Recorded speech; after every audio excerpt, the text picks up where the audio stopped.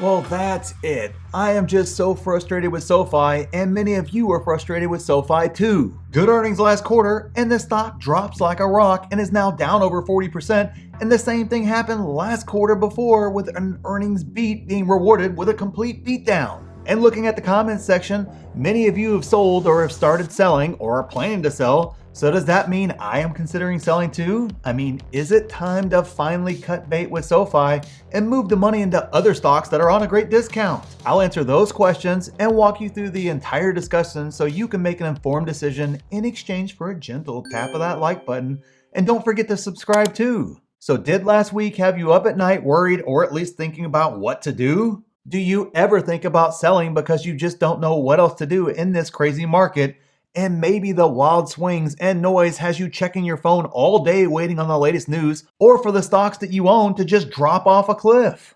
If just one of those sounds familiar, there is good news. It is possible to sleep like a baby and not have a worry in the world through the strategies discussed in the Market Insiders private group, where we have 4 free courses, live Q&As, tons of exclusive videos and content, and you get direct access to myself and other 6 and 7 figure investors. And we have a huge sale going on right now, and the prices will never be lower, so make sure you get your membership locked in at those prices forever as long as you stay a member. And remember, before blasting me, you're not only helping yourself, but you're helping others, as half of everything goes to charity. So SoFi's beatdown is epic, and in this type of market, there are a lot of epic beatdowns going on everywhere, but SoFi seems to be kind of in a category of it doesn't matter what they do, Wall Street is just going to destroy this stock. So let's walk through the 4 considerations I personally take into account before selling any stock. So this applies no matter what stock you're looking to sell. And SoFi is the perfect stock to walk you through this discussion and see exactly why I'm deciding what I'm deciding and understand kind of the why behind it all. So the first consideration you must look at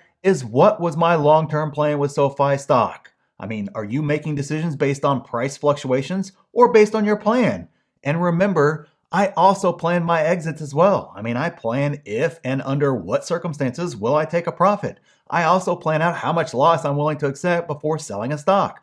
I plan all of this out before ever buying the stock, and it's for a very simple reason. And that is, one of the biggest mistakes investors make is waiting until a situation happens, like a stock tanking 50%, before making these decisions in the first place. The biggest problem with doing that is the decision is not made with a clear head. It's being made with the emotions of saying half your money just disappear. It is much harder to look at the big picture and make a decision when you are in the middle of a big drop that looks like it will never end. On the flip side, it is much easier to make decisions when no emotions are involved and you don't even own the stock. The best example for this that I have is Tesla in 2020. I saw many people actually manage to lose money on Tesla in 2020. How the heck does that happen, you may ask? I mean, all you had to do was just hold and you made like 600% or something crazy like that. Well, I agree completely. The problem comes as you had huge 80% moves up in like a week, followed by huge like 50% drops in a week. It was kind of a wacky roller coaster that just kind of left you one day thinking you were going to retire next year, and the next day like you're going to lose all your money. If you got so excited on the big runs up that you bought more because it's just going to the moon forever and ever and ever, and then because of that, you got scared as it falls, like we're falling off a cliff, and so you panic sold, only to buy once again when the next run started, that is the recipe for not making 600%, but instead actually losing money. That can all be avoided by planning it all out before emotions are ever even involved. Price movement and buying and selling around those are trading strategies. I'm a long-term investor, so the fact that a stock is flat or down for an extended period of time like SoFi is right now is not enough by itself to make me sell a stock. Tesla traded flat for 6 years, and Apple has traded flat for years at a time, and ditto with Amazon and almost every other stock. I am an investor, not a trader, so I know that's just part of the journey. I mean, a big year one year could mean a down or flat year the next. That's just kind of how it goes. Your upfront planning and continued refinement of your plans should guide your decision to sell. And I mean, it may be right and fit your plan to sell, or it may be the emotions talking, but only a well thought out plan done without emotions can act as kind of the great mediator to help kind of guide you through this all. It's not me, it's not any other YouTubers, it's not anyone else. The second thing you have to consider is what has actually changed with SoFi stock. I mean, was there a fundamental change with the business or not? Did a key management team member leave? Did the guidance on an earnings call indicate a shift in the business that changes your projections long term? Not short term, but long-term projections that you have. Is there new regulation that will affect the bottom line? What fundamentally changed was the business itself. For now, the student loan piece is hanging over SoFi and what the government is going to do with them, and I completely agree there, that is a problem. But did you buy SoFi as a student loan servicing play, or does your long-term thesis include other things that will be the revenue drivers in future years? Your upfront due diligence gives you that answer as to what you use to project future revenues, and if the student loan piece is not worked out, how that affects those revenues in the future. And third, what is your plan after you sell? What are you putting that money into? Okay, so you decided something did change for you, or maybe honestly, you didn't do any due diligence at all, and no, watching YouTube videos does not count as due diligence.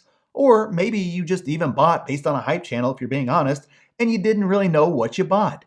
It doesn't really matter now, but what are you going to do with the money if you sell? What is your next stock to buy? What is the valuation for that stock and your plan for that new stock to include entry and exit points?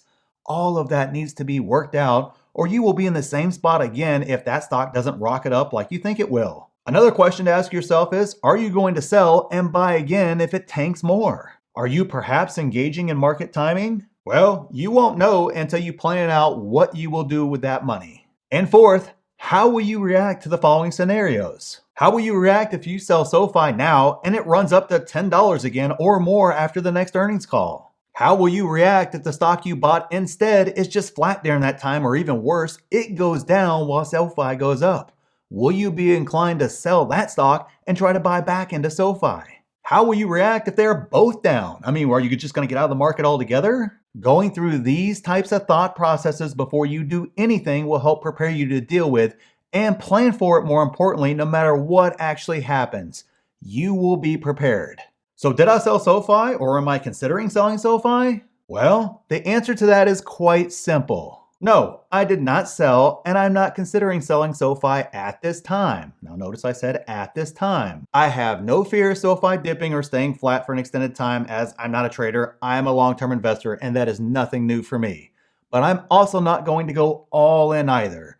And that is simply because this is not an easy play like PayPal is. It has headwinds ahead of it, and it skews to the high growth, almost speculative side of the spectrum, where PayPal is fairly in the profitable growth category. Plus, the government's decision could have an impact on SoFi for years moving forward, so there is no way I would push all my chips in on this stock. I know that I have the right amount of SoFi that I feel comfortable owning in my portfolio where I can sleep at night.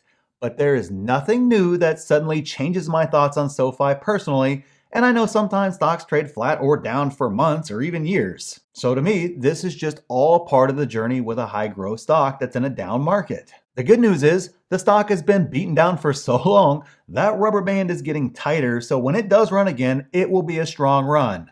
But also remember, the rubber band can stretch a lot further than you think, so you have to be patient. This is where having a long-term mindset and plan really pay off in the end. The bottom line, I completely understand why someone would want to sell SoFi. There are many good reasons to sell a stock, from fundamental changes to a specific tax situation or simply acknowledging a mistake. But please plan it out and look at all the factors, or you will fall victim to just selling on emotion and then buying on emotion, and that always ends poorly. And if you don't know how to plan and do evaluations, set price targets, and you need help and support doing these things during these troubled times, make sure you join the Market Insiders private group before the sale ends. And if you don't know what other stocks to consider buying, click this video right here for 9 stocks I've been buying like crazy, or click this video here for even more stocks I've been buying lately. So thanks for watching, and we'll see you in the next one.